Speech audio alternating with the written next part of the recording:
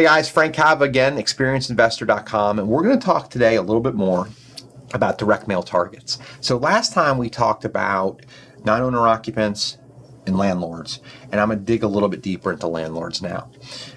If you don't know me or my business, or you haven't followed me for very long, I have a multitude of streams of real estate income and tentacles to market, as I like to call it. One of them is long-term hold properties, so I'm a landlord. I really am not a motivated seller on any of my properties because I bought them right. I've got good tenants in most instances, and my banking terms are remarkably low. So I don't want to sell. But if there was ever a point in time where I contemplate selling, it's when I have a vacancy or I have an eviction. And it seems to be with certain properties, they kind of just fall into that process more and more. So what I'm telling you as someone who's trying to target someone to buy real estate from is if you find landlords who are kind of tired or are going through eviction process, you might find them when they're motivated. The way that we're going to drive into this then is to look for people who are on an eviction list. So certain properties in certain municipalities, they make it public that there's actually a list of filed evictions. If you can get your hands on that, find the owner, find their address, send them mail, and you can very easily find a very motivated person.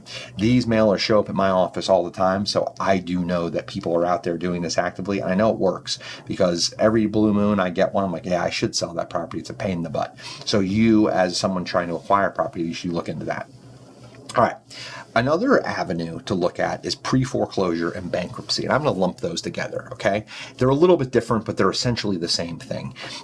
Pre-foreclosure or a foreclosure list is something that was really prevalent from like 2007 through 2010, 11, 12. I tell a story pretty regularly that I used to live in the DC market back then. The Washington Post used to publish like pages, 6, 7, 8, 9 pages per day of bankruptcy or foreclosure sale notices, okay?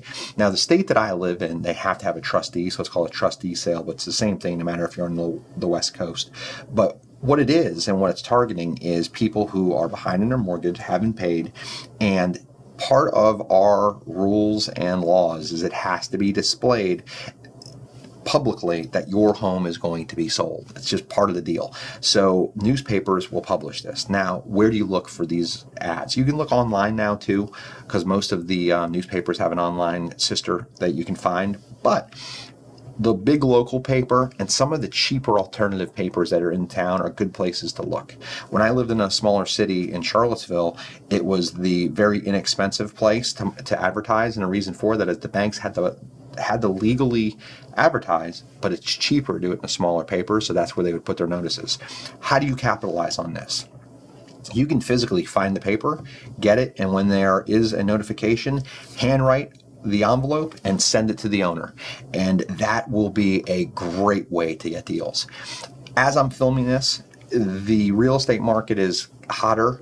We don't go through nearly as many of these as we used to, and I did one of these deals 3 weeks ago. Someone we targeted through direct mail. We had to physically take a cashier's check to the attorney's office, stop the sale the day before it was supposed to happen, and then we wholesaled the deal and made almost 14 grand. So it still works, and it works well, and it's a really good place to send mail to. All right, next time we're going to dig a little bit deeper. Look forward to seeing you soon. Thanks so much.